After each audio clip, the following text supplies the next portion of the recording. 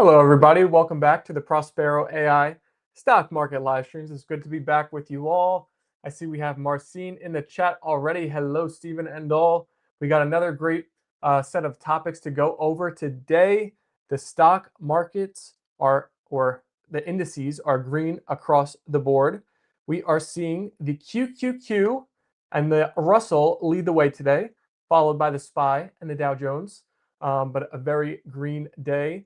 The Russell is actually approaching 2% green on the day. So, excuse me, we'll see how it goes throughout the stream here. Maybe we will cross that 2% mark.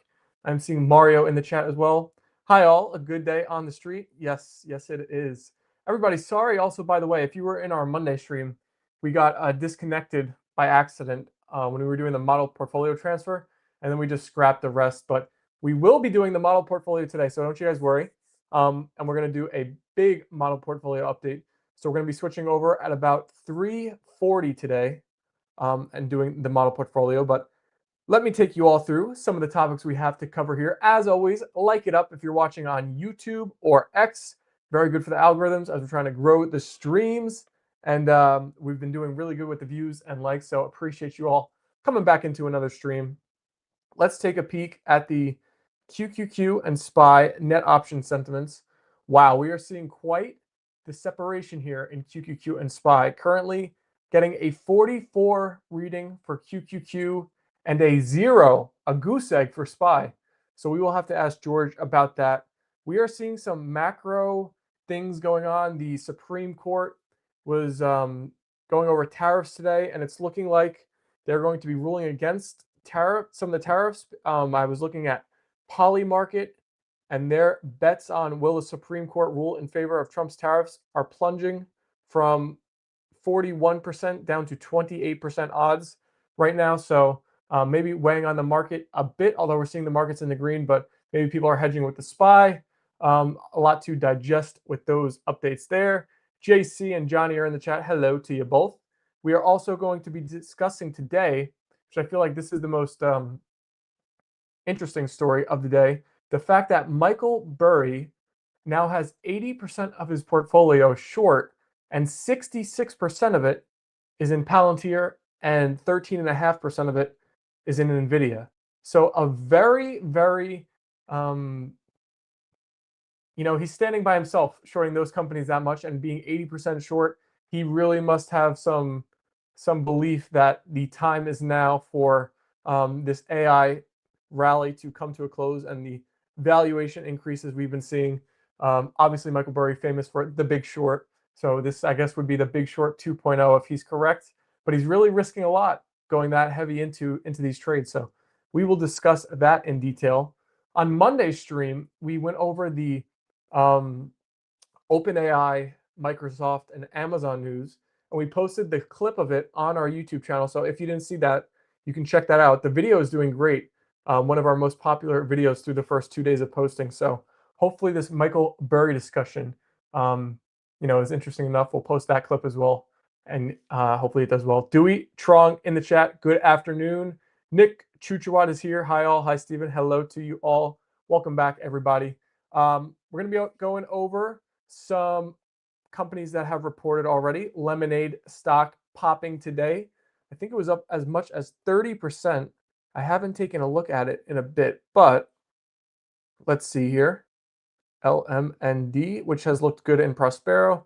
Yes, still up over 33%. So ripping quite a bit. Root and Lemonade have both looked good in the Prospero signals at different times. So we're going to take a further look at not only these companies, but the sector that they're in and insurance-based companies. Are these going to be stocks that are long-term winners, or are these stocks more of a short to medium-term winning trade, and how George feels about that sector of the market? We have Epic Games to discuss as well. They are having a settlement with Google. This has been a 5-year saga between Epic Games and the App Store fees that they were challenging of Google and Apple. So we got some details about that.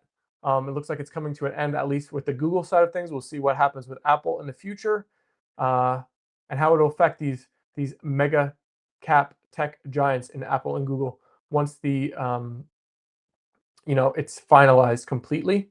A few more stories to go through today. So we're gonna have to run through these stories. We got a lot. As always, too, if we have any new folks watching the stream right now, we try to answer all of your questions. So feel free if you're watching on YouTube or Twitter to type in the chat any stocks, AI, tech, business, macro, micro. We're happy to answer the things you want to know most.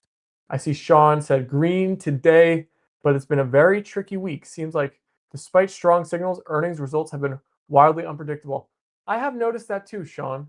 I feel like I've seen a lot of big moves, whether that be, 10 plus percent in the red or 10 plus percent in the green.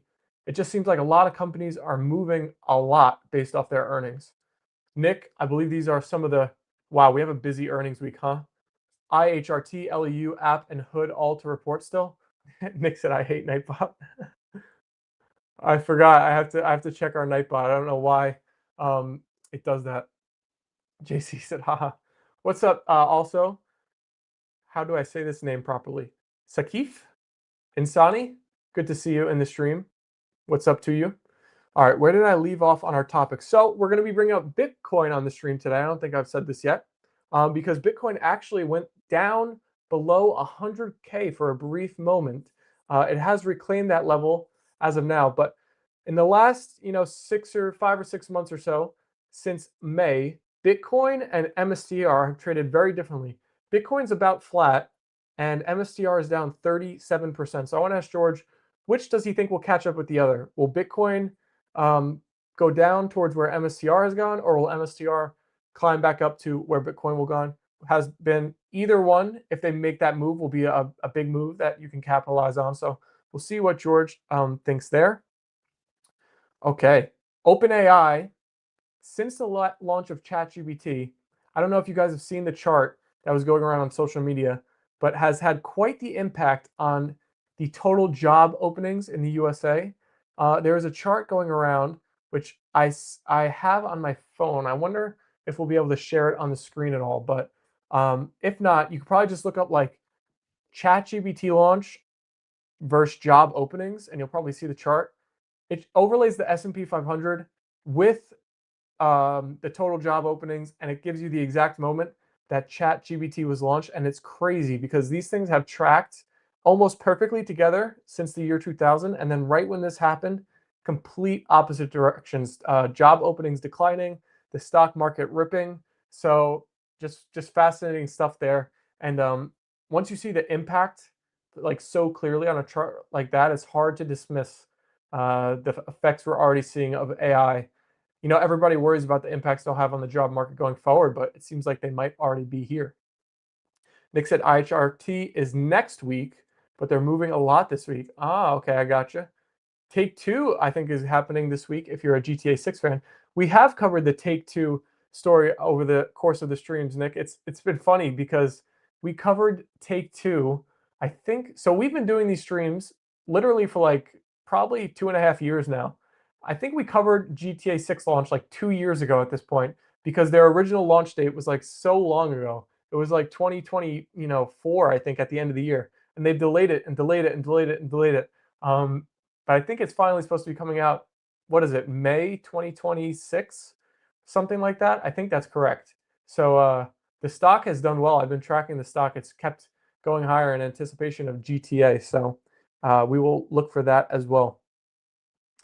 All right.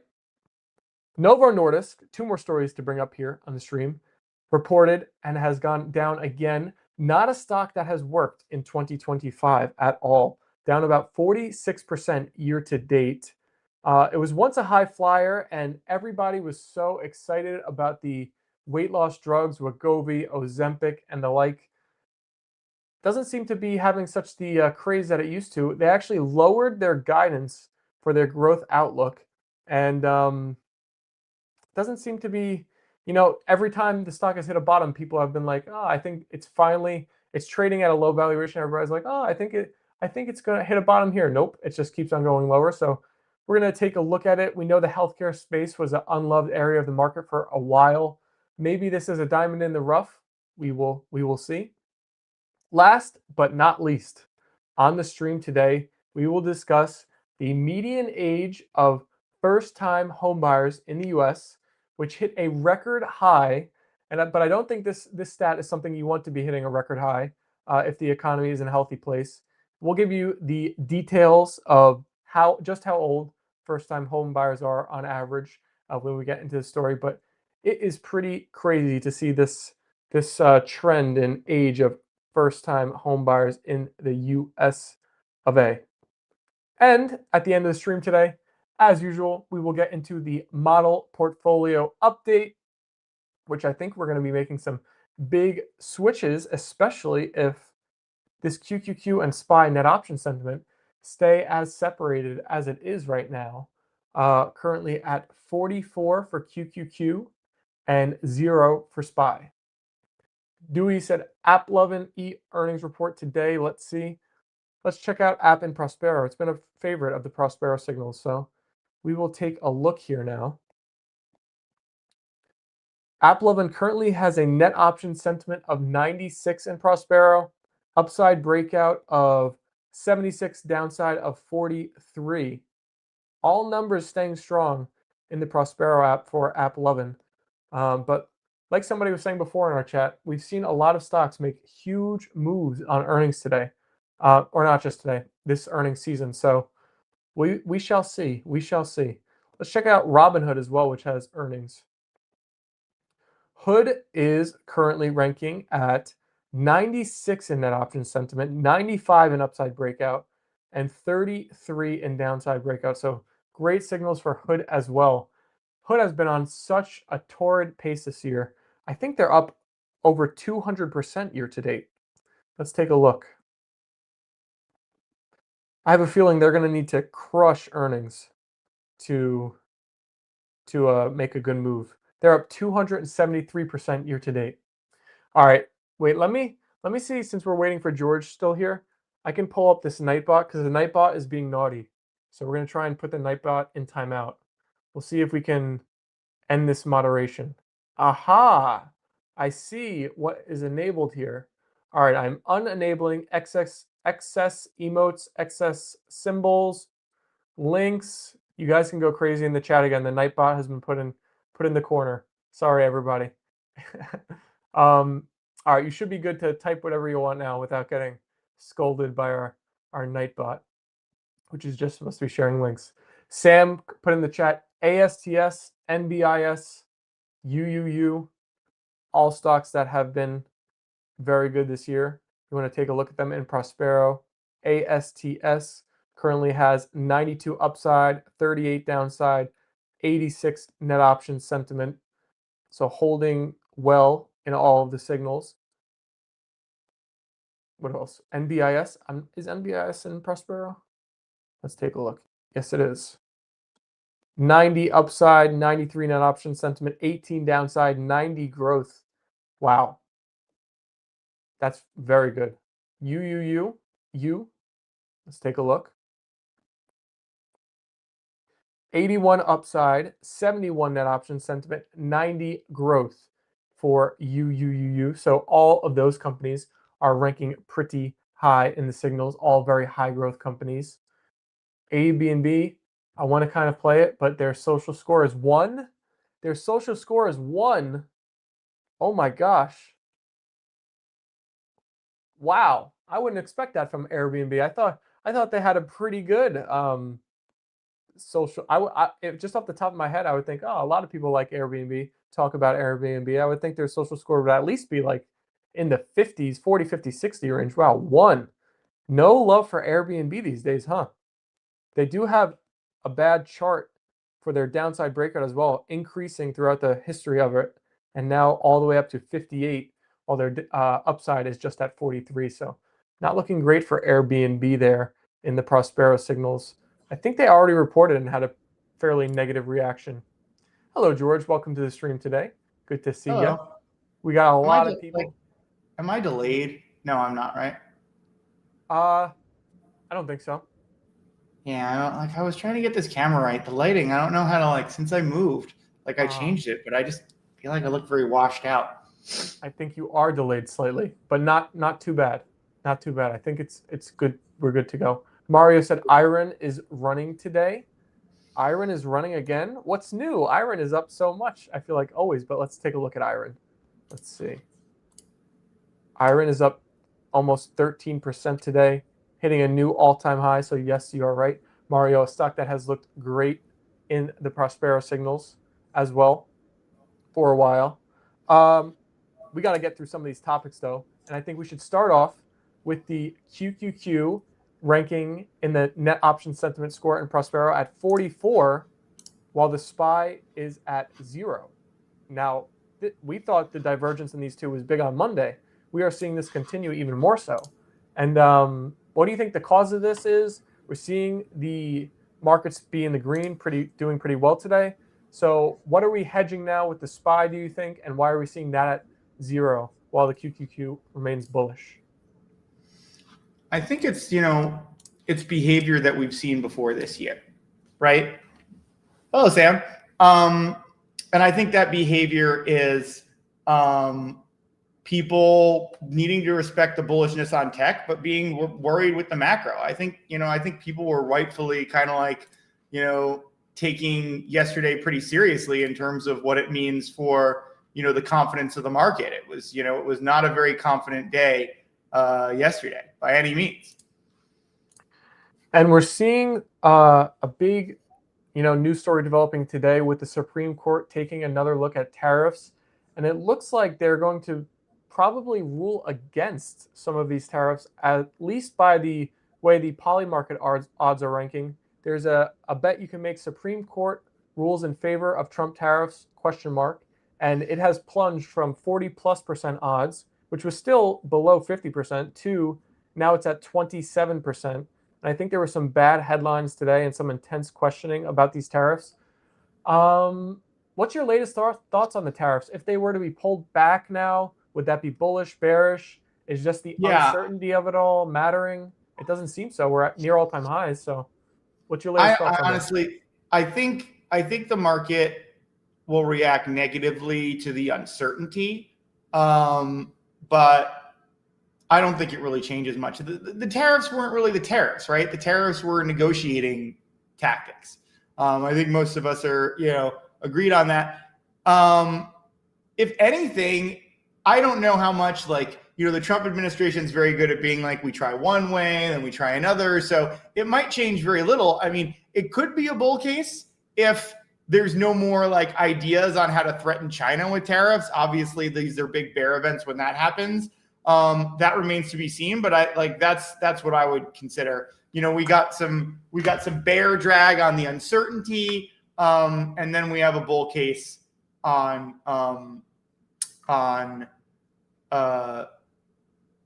if these China blips are gonna matter less, aren't gonna happen.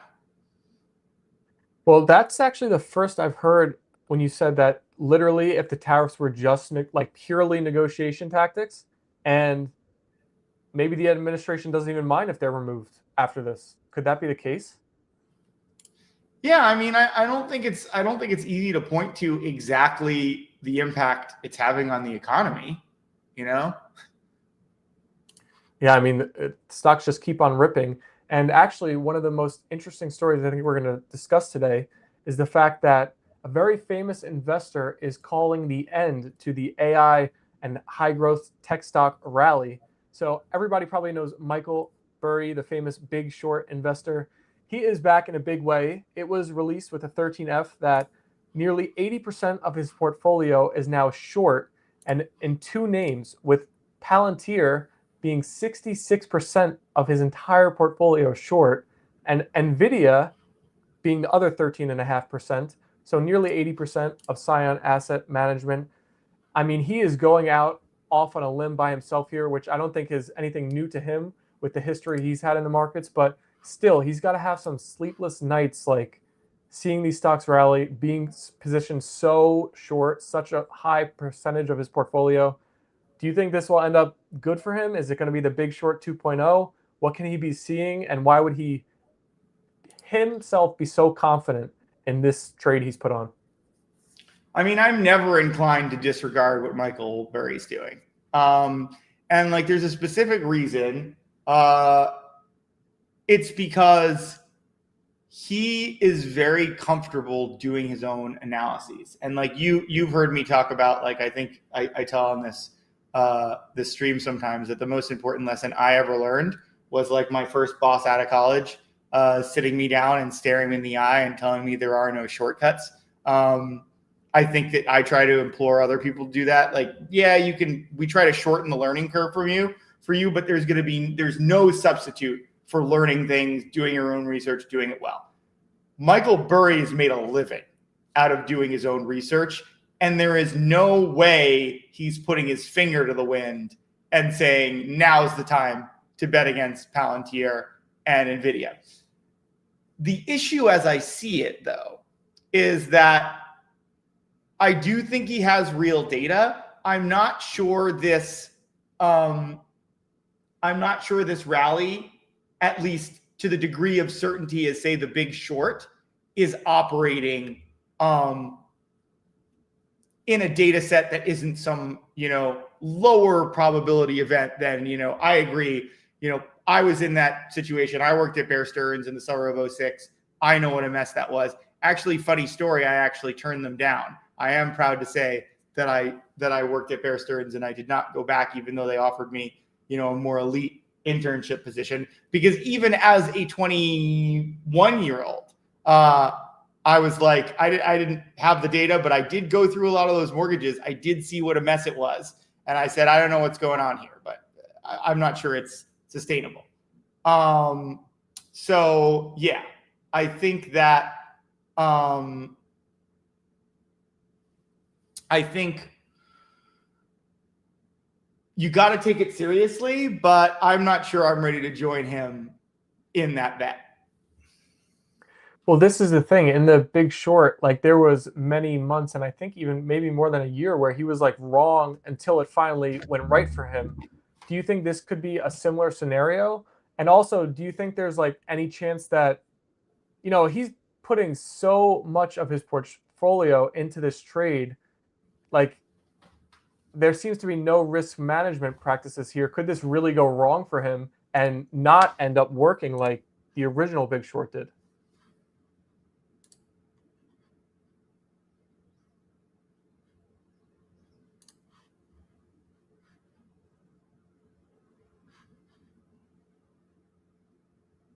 By the way, I see somebody asked in the chat if we have an echo. Are you guys hearing us clearly? I don't know if that's still going on.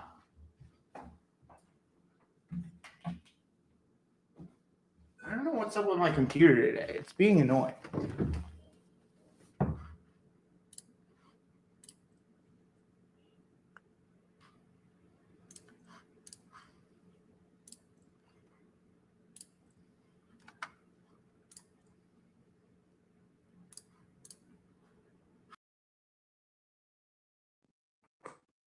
We have lost George. I'm sure he will be right back. And we'll get into the finishing points or discussion of the Big Short 2.0. If anybody's in the stream though and were you guys getting an echo that whole time, or was it sounding good? I saw Johnny put in echo in the chat, but hopefully it fixed. We shouldn't be having an echo. Browser. Hopefully this is better. Let's see. I think, yeah, it looks a little better. It does look better. I think I hear the echo now too, though. You hear the echo. Testing. Now I don't. I think we're good. Great. All right, so if we could just finish up this story and discuss, like, he's putting so much of his portfolio, 80% in this trade. There seems to be like not a lot of risk practices. And could this end up going very wrong for him where he's not right this time and it's like that much of your portfolio, it will derail like the results of it. So that's a good question. And everybody always has to remember when these filings take place, they're 13F filings, which means one, it's just one point in time. We never know what Michael Burry has today. And two, there's like a 6-week delay between when he files them and now. So in theory, he could be out of those positions already. That's thing one. thing too is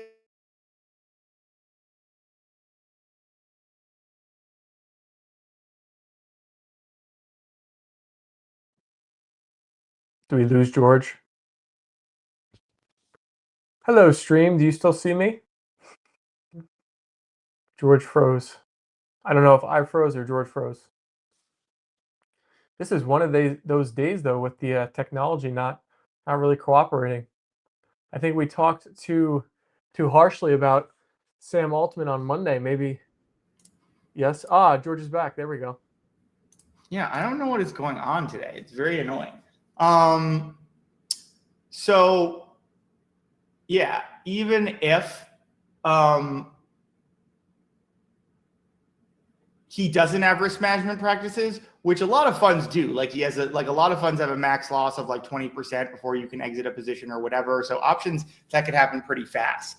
So yeah, we don't know if it's an active position. We don't know how he's thinking about it. I mean, it is all like a little behind, like we are a little behind him, so he could already be out. But I do agree in theory with the Palantir trade, especially if you think the market is topped out. Like I think just for example, Nvidia is a little tougher, but for for example, you saw their valuation isn't so inflated that let's say you wanted to short like one of the names we like LEU or NBIS or something like that, that could really blow up on you on earnings. Like it would be the valuation that Palantir is at, and we kind of saw that yesterday. They had a double beat. The guidance was good. Like the amount that they have to beat on earnings for that to ruin your play is very difficult. The main risk, as I see it, is some kind of new deal being announced or something like that. That could rally the Palantir crowd. I do have to say, Alex Karp did sound like a bit of like a whiny little bitch about this when he was asked. It was just like I mean, he's supposed to be a bit of a weird guy, but like you sound very insecure about your, I don't know, $50-100 billion company. Like he sounded pretty butthurt about Michael Burry shorting him, and he was like, and he kind of made it. He didn't even end up talking about Palantir. He was like, as one of his main points, he roped in Nvidia to that being. He was like, oh, you're betting against all the chips, like blah, blah. Like it's like it is kind of funny when you're like leaning on another short position that he took, not even your company. It's the largest. You can't even think of enough good things to say about your company that you have to start talking about him betting against Nvidia too. I haven't had much of an opinion on Alex Karp one way or the other. I mean, people that have watched me for a long time, I mean, before I was betting them, know that I have some serious moral qualms with the way that Palantir as an organization operates. But yeah, that's kind of like funny to me, like how insecure he was about the short. Yeah, I don't know if he puts on a show because I've noticed that too. He's like so over the top, like confident, where it comes across a bit like in a way, and I think that's to help the valuation be more, I don't know, digestible for investors when the CEO talks like that. But he definitely does become very, yeah. Yeah, it doesn't feel very authentic. Like, Yeah. you could say what you want about Elon Musk one way or the other. You aren't going to catch him like, being all butthurt about someone shorting his stock. I mean, maybe actually you did hear like maybe about the conspiracy, but I'm not sure about like Michael. But I don't think he would react that strongly to that. But yeah, kind of a big baby. Like you have like as a public, and I think this is kind of like the modern age and like rich people being coddled.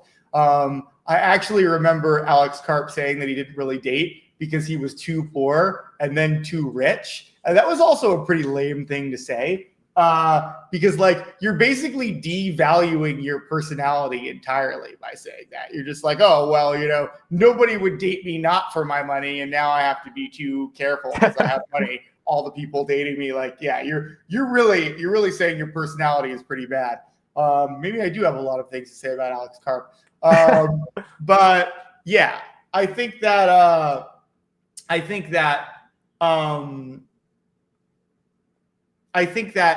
as a responsible public company CEO, he's got to know that he's basically Palantir is the most expensive company of a large evaluation of their size ever, right? So you'd think you'd be ready to field questions about that, as opposed to being all insulted that a famous investor is shorting your stock. Grow up. Yeah. We'll see how it works out for Michael Burry over the coming months. And if we get the next 13F and he's 0% short Palantir, we'll know it was a pretty short trade. And they went down off earnings, so maybe he could be out already, but we'll keep our eyes on it. Another stock moving big from earnings, actually over 30% up today, is Lemonade. And I wanted to ask you about Lemonade and Root, which have looked pretty good in the Prospero signals at different times, both in the insurance space. I don't know how you feel about the insurance industry. Are these long-term winning companies, especially if they're harnessing the new tech and kind of disrupting a lot of the legacy companies within that insurance space? Maybe there's a lot of room for that. Or do you feel like these are more short-term winners and there was a certain setup that made these companies rally in 2025 here? But just your thoughts on that space as a whole. I have Lemonade Insurance. I like it because it's very easy. I've tried to get insurance in the past. This is just a little app. You change some stuff around. Reminds me, I didn't change it for my new place. Actually, I want to see something here. Sorry, I'm looking at my shot. I'm multitasking here. Trying to get this thing in, our old friend. Okay, I needed to see. So yeah, I think that those are good products. And there's a reason, and I talk about this all the time. Anytime you can have a product that you use, that's a very, very good sign.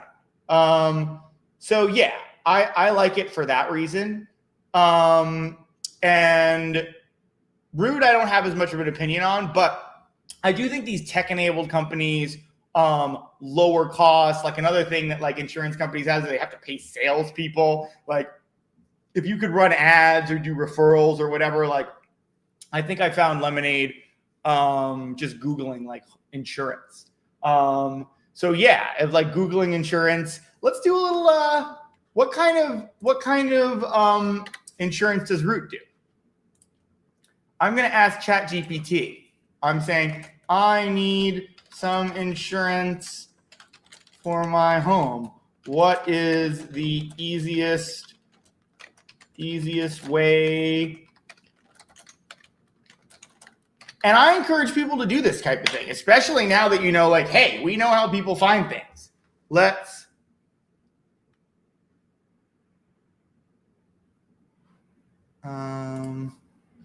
do you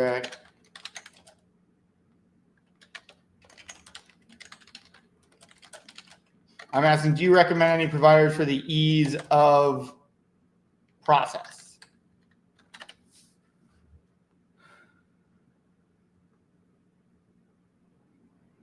Oh.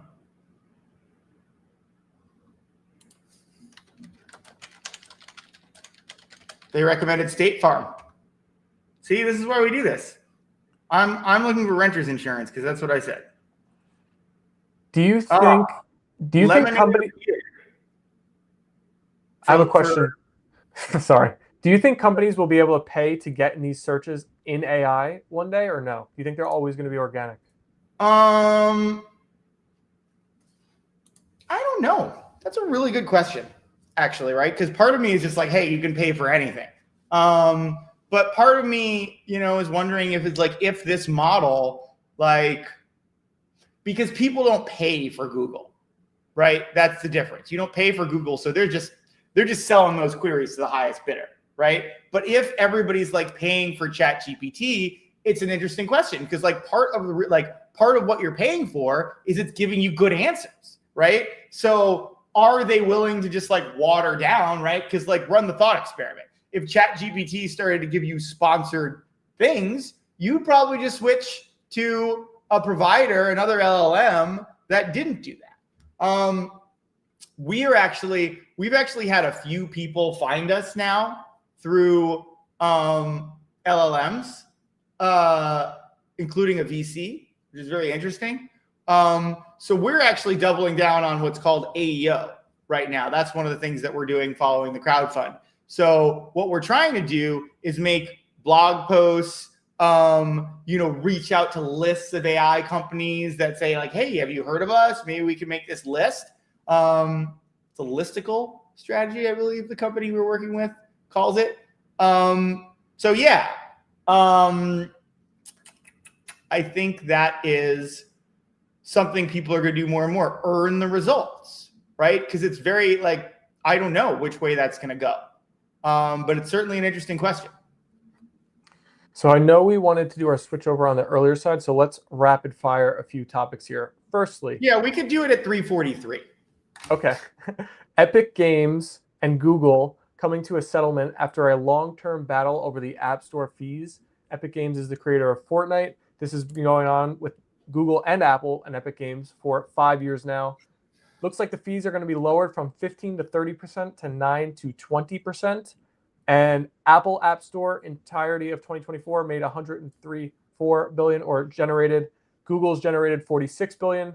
So between a $5 to $10 billion cut probably for these companies if they're cut around 10%. Do you think it'll impact the businesses, or is this a win-win for both companies here? So did they just settle like with Epic for this, or is this the new pricing for everybody?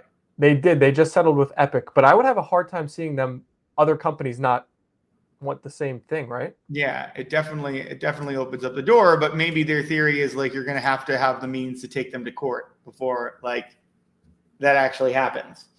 Yeah, I mean, I think it's interesting. I think if you're talking about like Google, I think there's too much stuff in AI that they're moving up. I think this is a blip on the radar. Like Apple, we talk about it all the time. We don't love Apple around here. We don't think they're innovating, and I think it's a much bigger deal for them and a story to watch. Another story which I think is interesting that I came across today is this chart that breaks down the S&P 500 performance overlaid with the total job openings, and then it has the launch of ChatGPT. And it's amazing how the S&P 500 and total job openings move in the same way just until this launch, and then the lines go completely in the opposite direction. And everybody's worrying about the impacts of AI on the job market, but maybe we're seeing this already. How do you feel about this chart that I know you looked at right before the stream now? It's pretty eye-opening, no? Yeah, I mean, I saw it and immediately like, this is what the letter's going to be on tomorrow. So, watch out for that.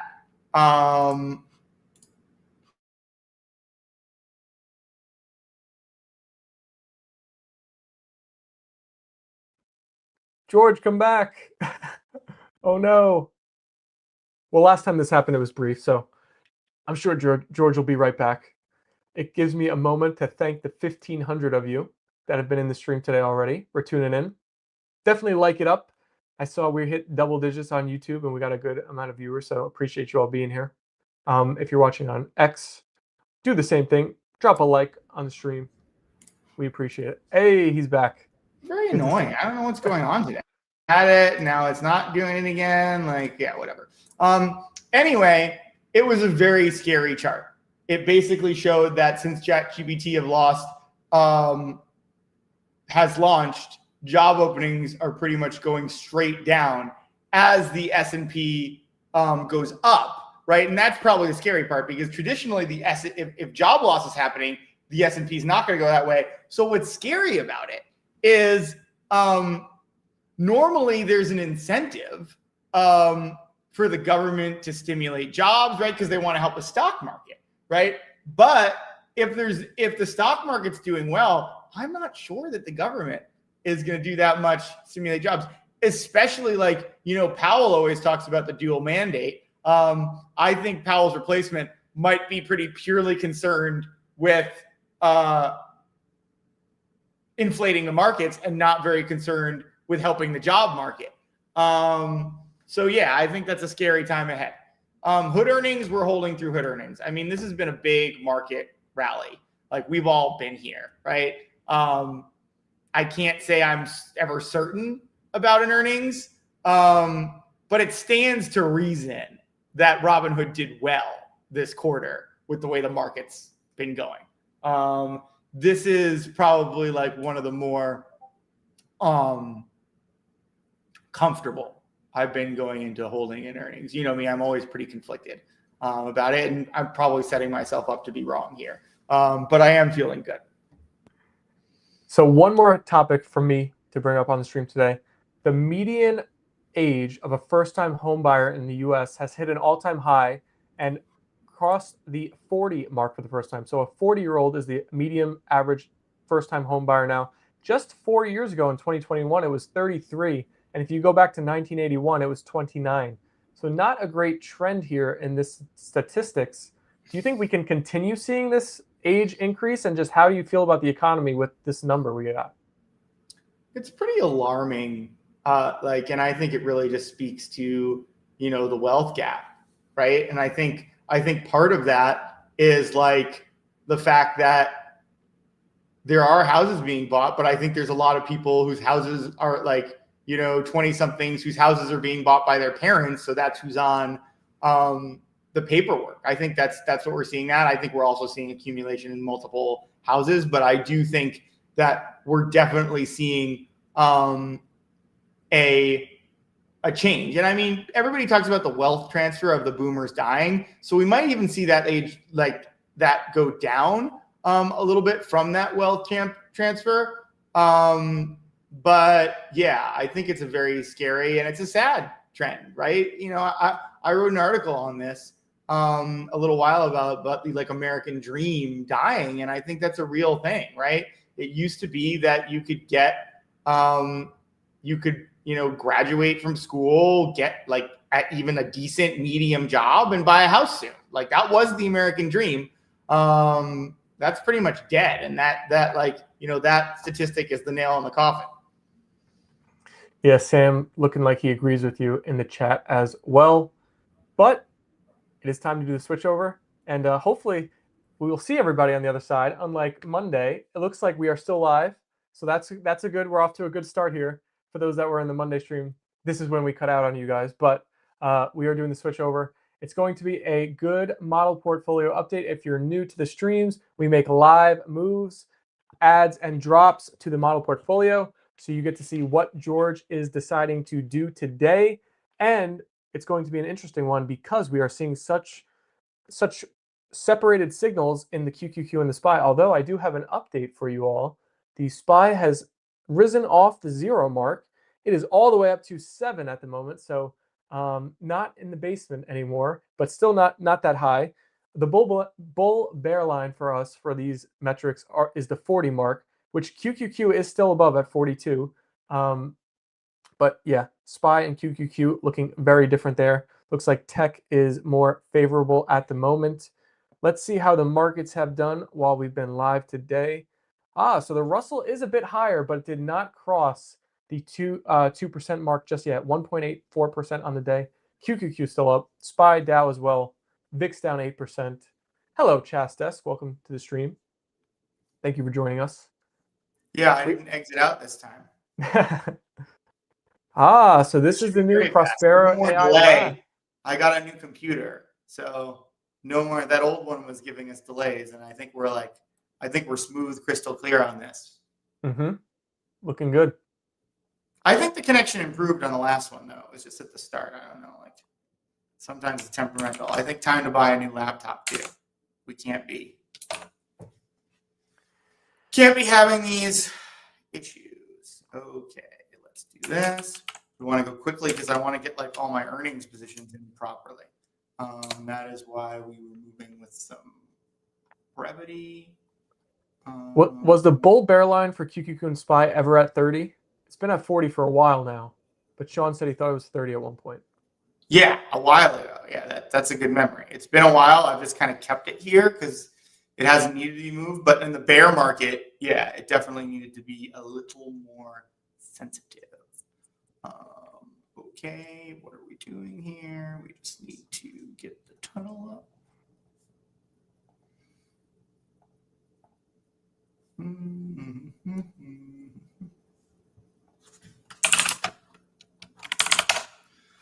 Okay, I kind of want to make a new screener. Only if we have time, I'm going to do that. Okay, we're going to do everything we need to do. And then I've been delinquent. Sorry, everyone. I've been very delinquent on a lot of things. I've been playing catch up. Okay, we got this.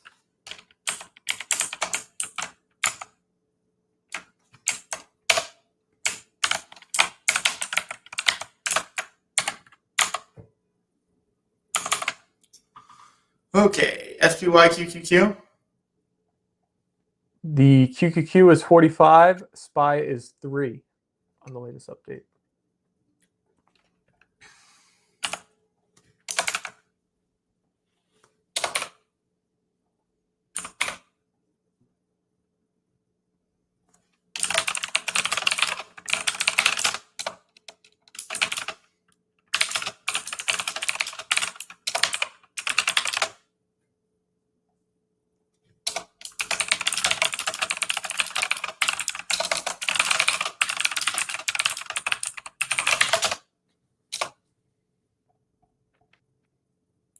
Interesting to see the sectors today.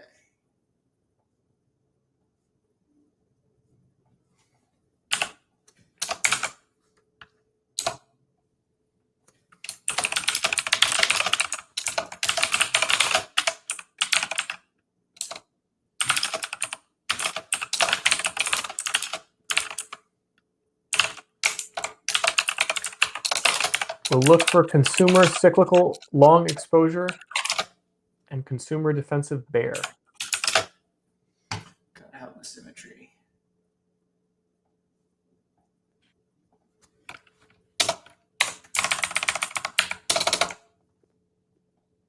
Would it be possible to zoom in that screen a bit? I feel like the viewers, it might be looking a little bit small. It seems smaller than usual. There we go.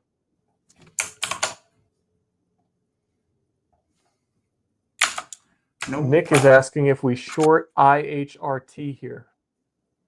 No, I'm staying away from that. I've learned my lesson.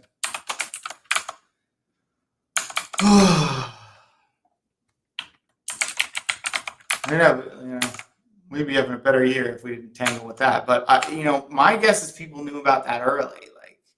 Not a lot of people, but some that were pushing that stock up. Okay, what am I doing here? Did I open this up? I believe I did.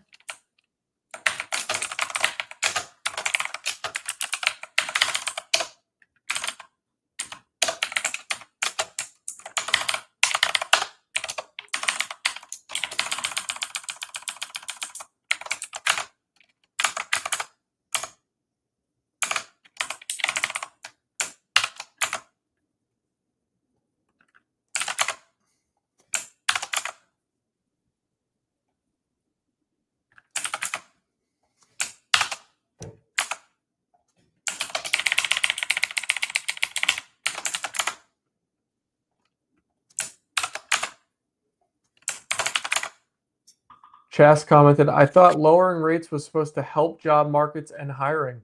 I think that was pre-AI. Yeah, agreed.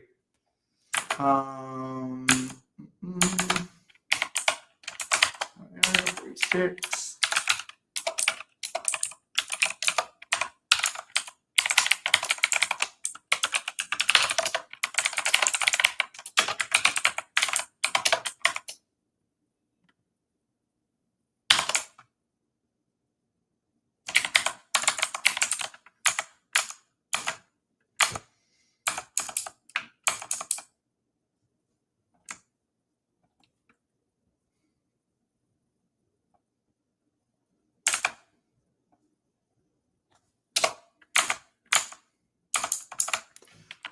So we have 36.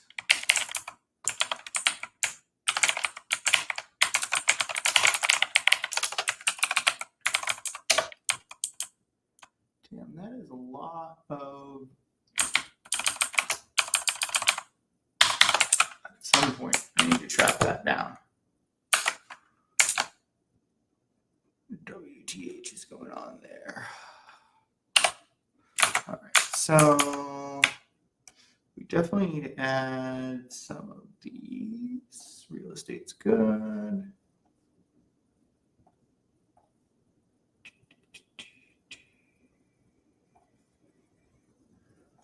What's going on with industrials?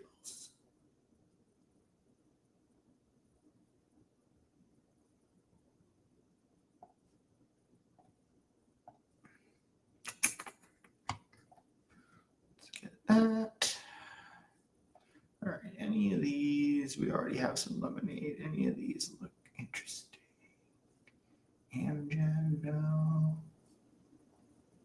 We do want smaller cap.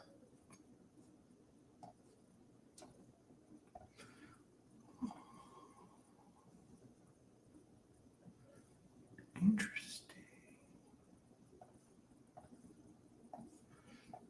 Oops.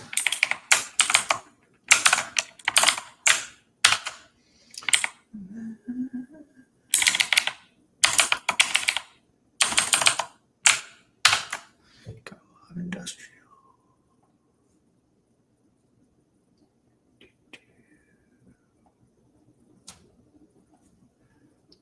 Let's barbell this a little bit. Texas Instruments, we don't see that often.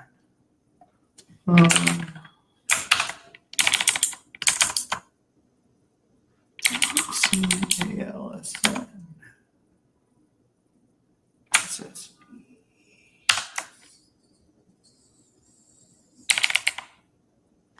All right, I'm happy with this.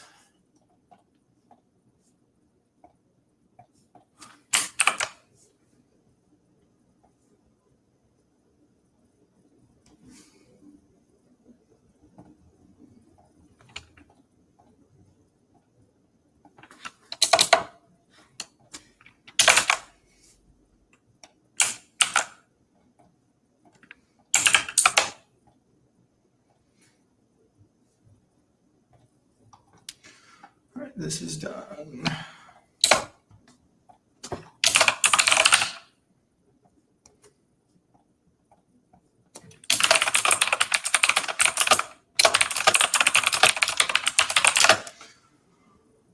All right.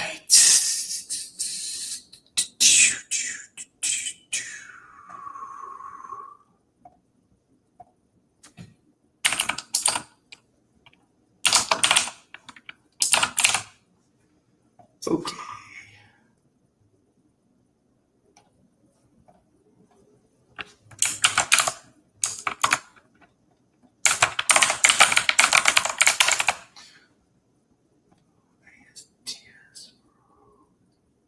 All right, so we're getting out of LU.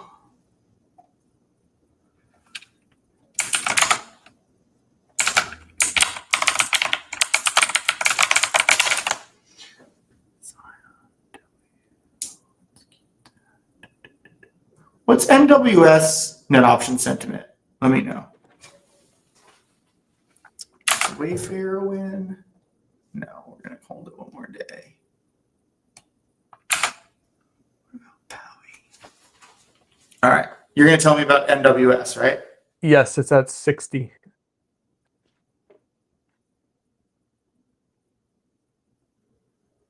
Very stable. Actually, no, it's increasing from a lower level recently. NWS is at 60? Yeah. All right, getting out of that. I want to see Powie.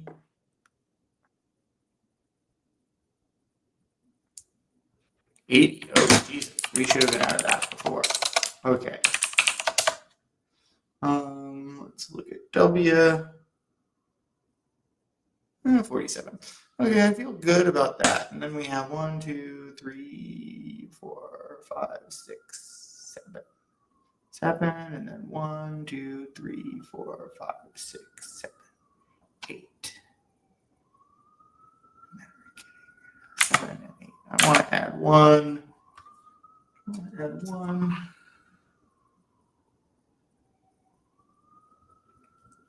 All right. I want to check out iTree. Yeah, I don't love that. What about LPX? Do we have any in there? PX. Damn. Yeah, I'm not doing that. RHI is interesting though.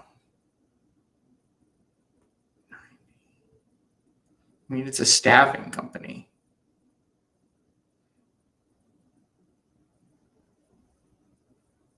Yeah, okay. That's what we're doing. Sorry, LEU, we're just not doing it anymore with you. You are too risky of an earnings play. And then what was the new one? RHI, the very bottom momentum score. Okay, we are doing this.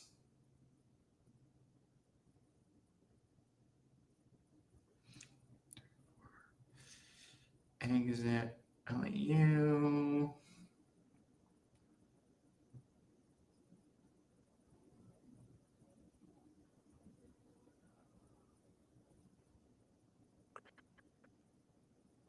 Nick is asking, what indicated LEU was a risky earnings play?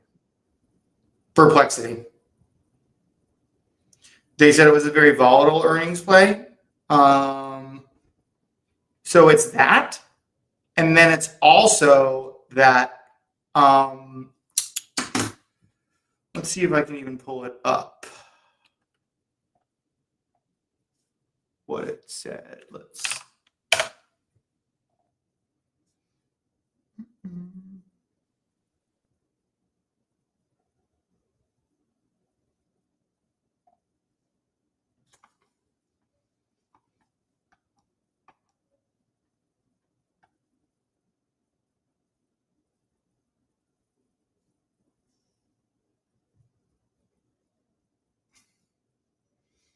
Yeah, so the first thing that made me nervous is the whisper number well above the consensus.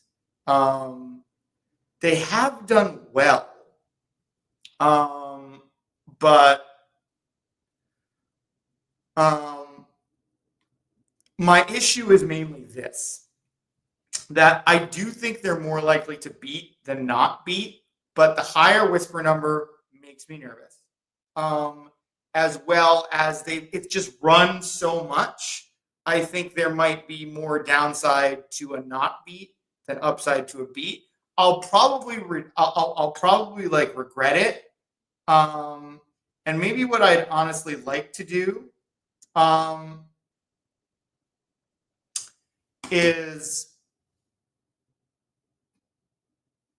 like maybe hold and exit if I see it, because like honestly, what would have been nice with A-Lab yesterday is wait for the beat and then get out.